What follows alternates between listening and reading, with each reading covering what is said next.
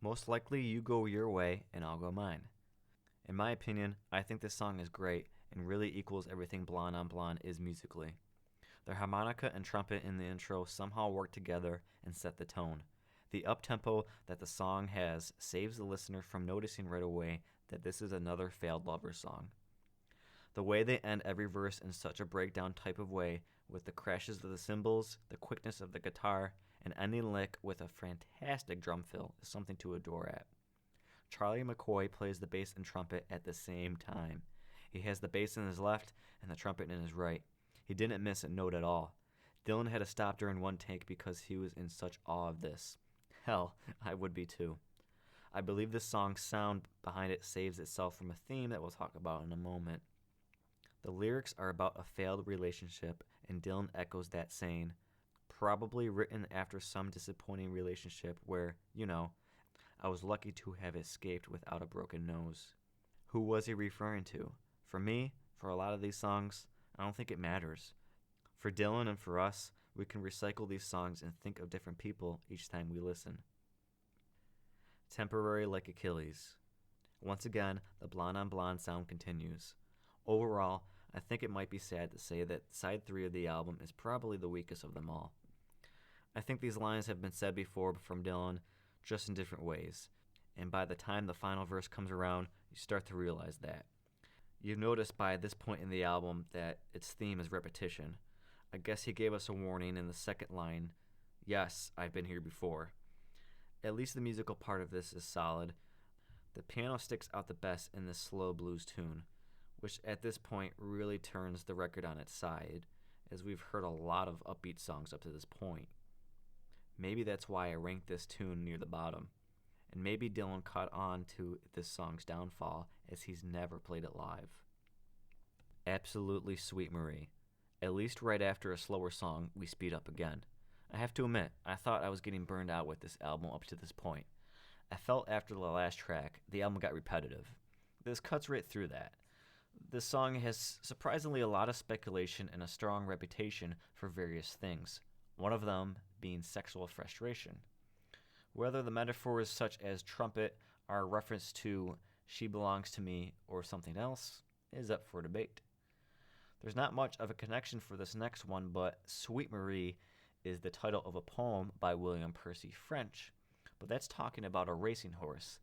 And I know as much as Dylan sings the word horses in this song, I don't believe there's a connection or inspiration from the poem. But we do have a strong connection elsewhere for the line, but to live outside the law, you must be honest. We see it in the 1958 film The Lineup. When you live outside the law, you have to eliminate dishonesty. And from Dylan's ultimate hero, Woody Guthrie, who wrote, I love a good man outside the law just as much as I hate a bad man inside the law.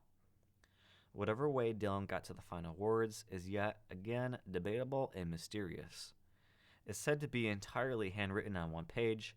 However, much has changed from that one page, as Dylan once sang, and the eagle's teeth down above the train line, in the first take. If you listen to Bootleg Series 12, we have the word captain in the first verse, and later, as we know, that goes down to the bridge and stays there for the final take. Dylan is the king of trial and error, and listening to these bootlegs only strengthens that thought. For a decently long song, this only took them 1 3-hour session to complete, and I believe only 4 takes were needed. While researching this one, I got different reports for which take was used and how many times they did it fully. As I said, strangely, the song has a lot of theories and critical responses. Nevertheless, we see Dylan use an A-B, A-B-B rhyming scheme in the verses. Fourth time around. Yes, this is 100% some sort of calling card response to the Beatles' Norwegian Wood, most notably John Lennon's Norwegian Wood. Even Al Cooper called Dylan out. I thought it was very ballsy of Dylan. I asked him about it. I said, it sounds so much like Norwegian Wood, and he said, well, actually, Norwegian Wood sounds a lot like this.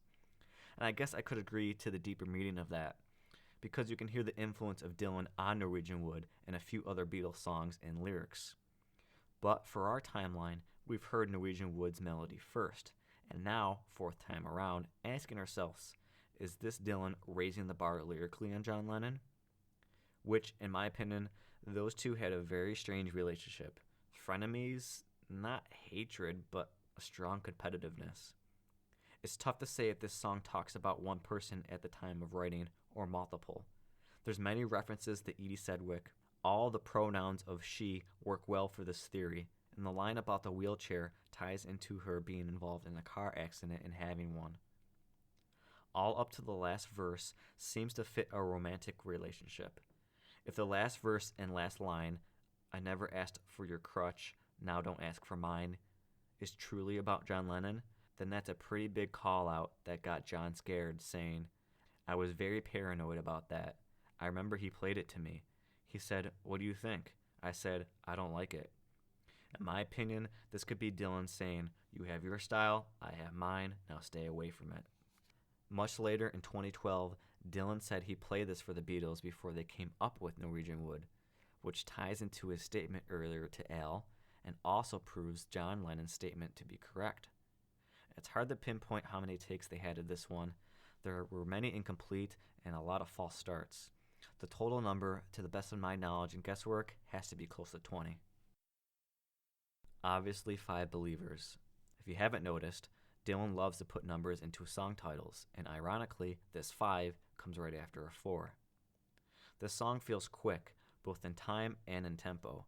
Just barely the third shortest song on the record, Dylan wanted to slam through this one saying, this is very easy, man. I don't want to spend no time with this song, man. And they figured it out quickly, only needing 4 takes. Charlie McCoy plays the harmonica on this, saying, what Dylan wanted, the riff on it, is not what he does. After listening to this, go ahead and listen to Me, My Chauffeur Blues by Memphis Minnie. You can hear that being used as inspiration for Dylan's tune, blending the blues once again to his liking. I believe we hear maracas in this song. Not sure who played them, possibly Charlie McCoy, as they aren't going on at the same time as the harmonica, and this wouldn't be the first time he plays 2 instruments on one song on the album. My only other guess would be Bob Johnson. Dylan first titled this Black Dog Blues, which he references in the 3rd verse. He's only played this song 40 times live, and it seems we can feel Dylan's lack of effort on this one, like he barely wrote this song while lucid, just kind of went through it, and did it because it fit with the album. The song is placed well, being that it's second to last, and maybe even tying into the line, you better go now. And the whole last verse just sounds like a final line, a desperate plea. Well, just wait till you hear the next song. Sad-Eyed Lady of the Lowlands. Oh, we're not done yet. Glad we came off of a short song because this one is massive. It takes up about 15% of the whole album and accounts for the whole 4th side of the vinyl. This one is so big, I'll have to share externally the breakdown of the lyrics. Ironically, for it being the last song on the track list, this is probably the first one they recorded. Remember when I said Dylan told the musicians to take a break before they even started? Yeah, it's about this song. Dylan states he started to write this in New York at the Chelsea Hotel, as told in his song Sarah. Staying up for days in the Chelsea Hotel, writing Sad-Eyed Lady of the Lowlands for you. Oh yeah, if you haven't figured this one out by now, this song is about his wife, Sarah, which is interesting because this seems like the first time we've heard her name on this album. Charlie McCoy recalls Dylan writing for hours. We all went out and let him have the studio to himself. He ended up staying in there working on that song for 6 hours. Even Chris Christopherson, who was working as a guard at the time, chimed in saying, I saw Dylan sitting out in the studio at the piano, writing all night long by himself, dark glasses on. All the musicians played cards.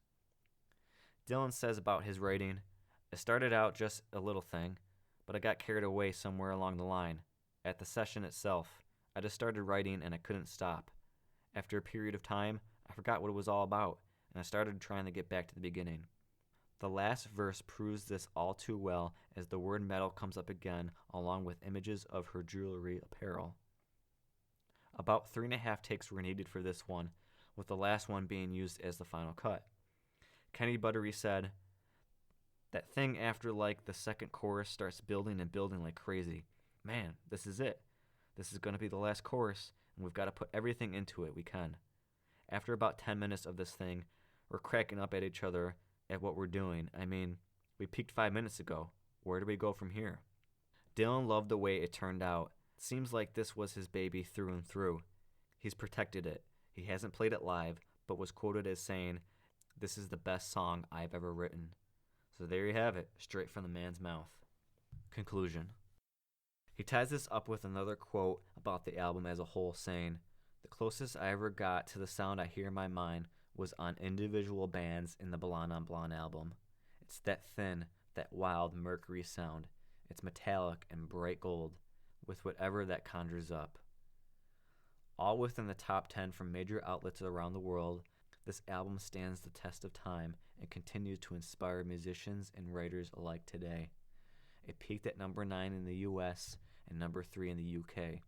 It was introduced into the Grammy Hall of Fame and was ranked number 38 in Rolling Stone's 500 greatest albums of all time. Those are the stats, these are facts, unable to be disputed. Taking out the greatest hits, this is Dylan's 4th best-selling album. At the beginning of making this, I thought I could portray this in a way to prove that it's his best album. And for me, and for a lot of other people, it is. But that's not fact, and it never will be. It's up to the listener to make that decision for themselves. Freewheeling has a special place in my heart, but it lacks the band behind it. Highway 61 Revisited is probably the strongest opponent for Blonde on Blonde in my opinion. Blood on the Tracks is great, but it doesn't have the thump that Blonde on Blonde does. Those are my top tier albums for him, with Blonde on Blonde being on top. What are yours? If you like this video, please give it a like, subscribe if you haven't already, and give me more Dylan songs or albums to do a deep dive on. I'll do it. Thank you so much for watching. I really appreciate all the comments that I usually get on my song lessons, as we're all here together to enjoy Dylan, and hopefully I provided facts with a little bit of opinion to make you really enjoy this video, this 3-part series. Again, if you haven't already, please subscribe. We're trying to grow the channel the best we can. I'm out.